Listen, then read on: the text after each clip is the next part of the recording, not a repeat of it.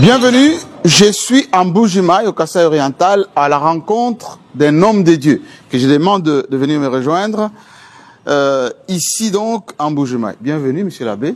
Merci beaucoup. Alors, beaucoup de ceux qui nous suivent dans le monde doivent un peu vous connaître. Qui êtes-vous? Bon, je m'appelle Apollinaire Chibaka Chukongo. Je suis prêtre du diocèse de Mbuji-Mayi et recteur de l'université officielle de Mbuji-Mayi et aussi président d'une petite association, Projet d'Itonga. Alors, on va parler de tout ça parce que c'est un peu atypique, un prêtre qui est à la fois enseignant, écrivain et puis promoteur d'une ONG qui fait parler d'elle, cette ONG. D'abord, la vocation à devenir prêtre, c'est parti comment?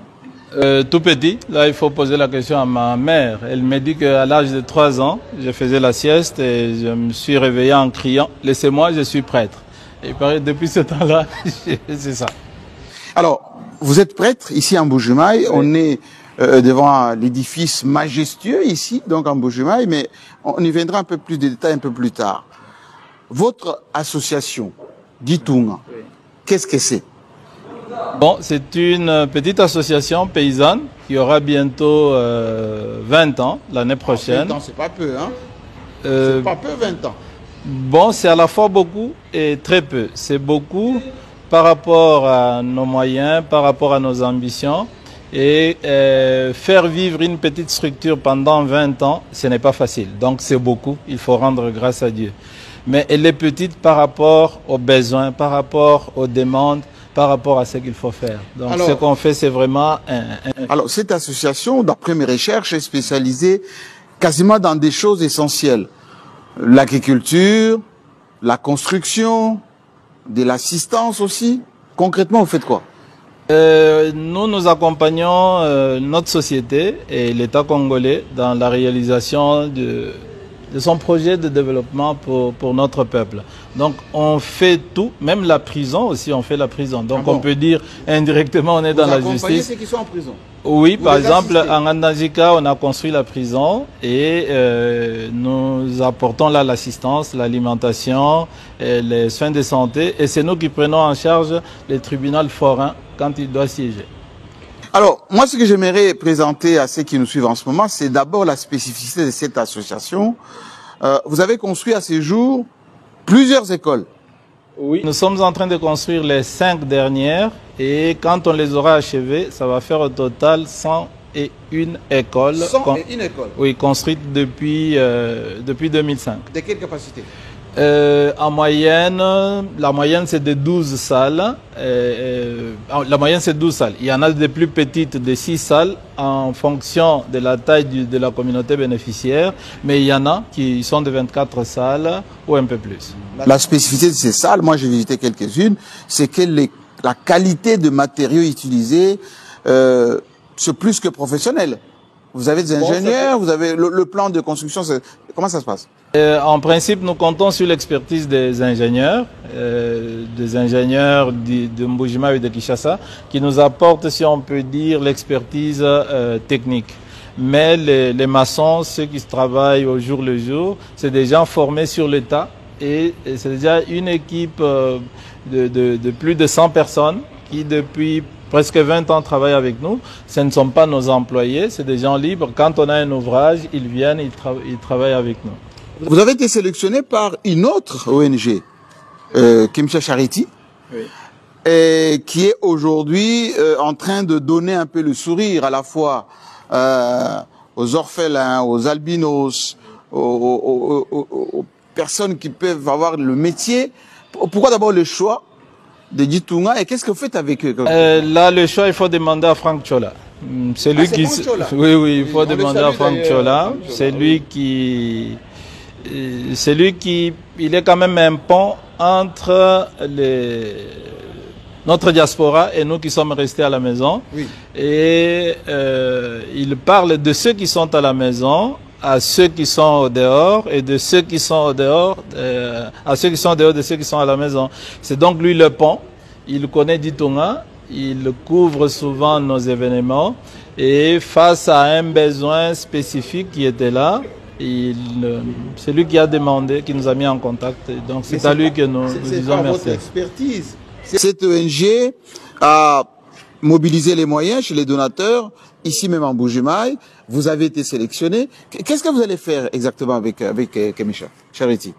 Bon, je dois dire que là, c'est une confiance un peu, si je peux dire, elle est gratuite. C'est une confiance faite à quelqu'un, on fait confiance. Oui. En fait, ils font confiance à Chola, qui nous fait confiance à nous. Et donc, ils nous ont confié une grande responsabilité pratiquement sans nous connaître, sans avoir été chez nous. Ce ne sont pas des gens qui ont déjà été en Andanjika ou ailleurs, qui ont vu ce que nous faisons. Ils ont dit, Chola l'a dit, donc nous essayons. Et donc moi je suis reconnaissant parce que là c'est une confiance gratuite. Et c'est cette confiance gratuite comme prêtre que nous jouissons régulièrement. Beaucoup de gens passent par nous, ils font confiance gratuitement et nous faisons tout pour... Alors, Kemisha Charity nous a déjà associés à la fête de Noël en Buji-Mayi, où on a accompagné ensemble plus de 2000 enfants. 2000 enfants. Oui, albinos et orphelins. Une grande fête. Et ma grande surprise était de me retrouver au centre de cette fête-là. Alors que j'étais un invité, et la fondatrice Céleste Mukuna Mwambanzambi s'est effacée pour me mettre... vous y êtes aujourd'hui parce que moi j'ai visité quelques centres que vous êtes en train de réaliser, baptisés au nom des donateurs. L'objectif c'est quoi? L'objectif en fait, les fonds récoltés, qui pour moi au Congo en participant à une campagne c'était une grande somme, plus de 405 000 $. Les fonds récoltés, elle nous a demandé qu'est-ce qu'on pouvait en faire. Donc elle nous a laissé l'initiative, nous localement, de dire voici ce que nous voulons. Et donc c'est pas quelqu'un qui est venu avec des idées, un projet arrêté. Non, c'est quelqu'un qui a dit je mobilise mes amis, nous allons chez nous. Qu'est-ce que nous pouvons faire? Alors on s'est dit, investissons dans l'éducation avec une orientation vers la professionnalisation parce que c'est ça l'avenir de notre communauté. Mais aussi accompagnons les personnes avec albinisme. Voilà, donc on l'a fait. Les montants, la somme qu'elle nous a remise, nous sommes en train de construire 5 écoles qui seront inaugurées d'ici mi-novembre. On va livrer les ouvrages. C'est dans 5 territoires du Kasaï oriental, Katanda, Chilengi, Lupatapata, Miabi, Kabeyakamanga. Donc c'est ça que nous sommes en train de faire. C'est des moyens qui viennent de personnes de bonne volonté et qui sont consistants pour un tel... Alors, Monsieur l'abbé, je ne vais pas trahir le secret, mais nous sommes dans un site immense. D'ici le mois d'octobre, on va inaugurer ici une université. C'est une première au Kasaï oriental. Je ne vous demande pas de développer. Je vous demande simplement, vous êtes recteur. C'est quoi cet ouvrage et ça consiste à quoi? Qu'est-ce que vous êtes en train de faire ici? Bon, ici, le président de la République est en train de faire quelque chose de très important. C'est construire, donner au Kasaï oriental une université moderne. Mais nous ne sommes pas les seuls. C'est un projet qui concerne une vingtaine d'universités au Congo. Il y en a déjà, je crois, 5 ou 6 qui sont en construction. D'ailleurs, à côté de nous, à Kananga, l'inauguration aura lieu pratiquement au même moment. En octobre? Non, j'attends les dates. Oui. Donc j'attends les dates.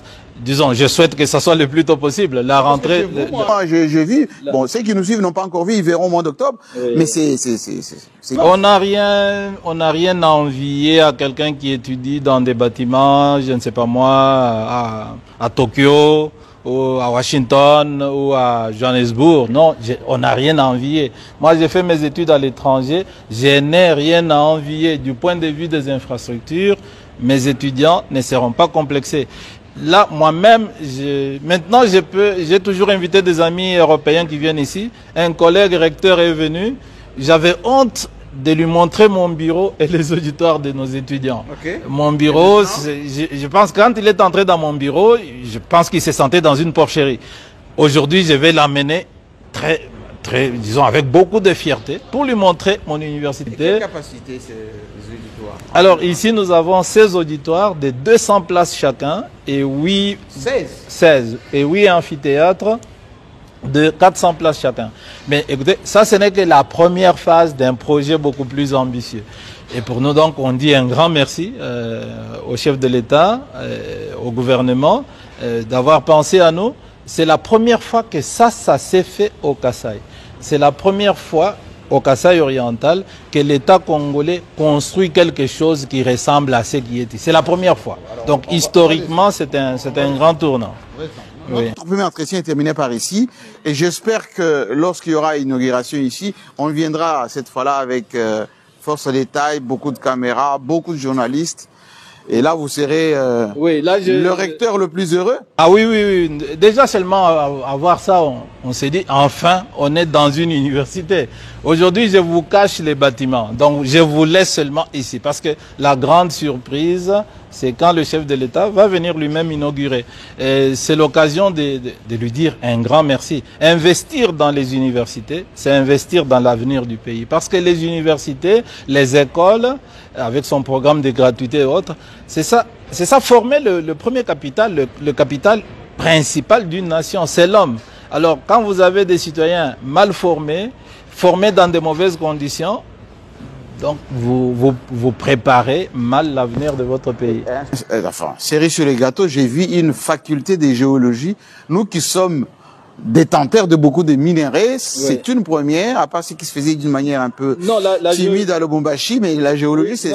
en fait, notre université existe depuis 1993. Oui. Elle a connu plusieurs étapes. La faculté de géologie, nous sommes une extension, pendant 4 ans, on a été une extension de l'université de Lubumbashi, de 2001 à 2004. Et nous avons eu notre autonomie en 2005, cette autonomie est devenue effective avec une transposition, si je peux dire, de certaines facultés de Lubumbashi à ici. Et donc ici, nous avons la faculté de géologie et mines. Et c'est cette faculté, grâce à l'argent que les étudiants nous donnent, est dotée de, si pas le meilleur, l'un des meilleurs laboratoires de géologie au Congo, au jour d'aujourd'hui. Oui. Il a été conçu par les professeurs de Lubumbashi et c'est un laboratoire moderne que nous avons acquis parce que chaque étudiant paye $20 pour contribuer à l'équipement de son université. Et donc ça, nous l'avons fait. Mais il n'y a pas que ce laboratoire-là. Nous avons le laboratoire de pharmacie, neuf, qui est aussi l'un des meilleurs. Les laboratoires d'anatomie pathologie. Nous avons un studio audio photo visuel. Oui, aussi moderne qui sera installé bientôt. Monsieur l'abbé, rendez-vous à l'inauguration. Merci beaucoup. Et on va développer tout ça. Merci beaucoup. Alors merci beaucoup. La rencontre est terminée par ici. On va se retrouver à l'inauguration au mois d'octobre précisément. Et là, vous allez parcourir tout ceci avec admiration peut-être. Allez, en octobre.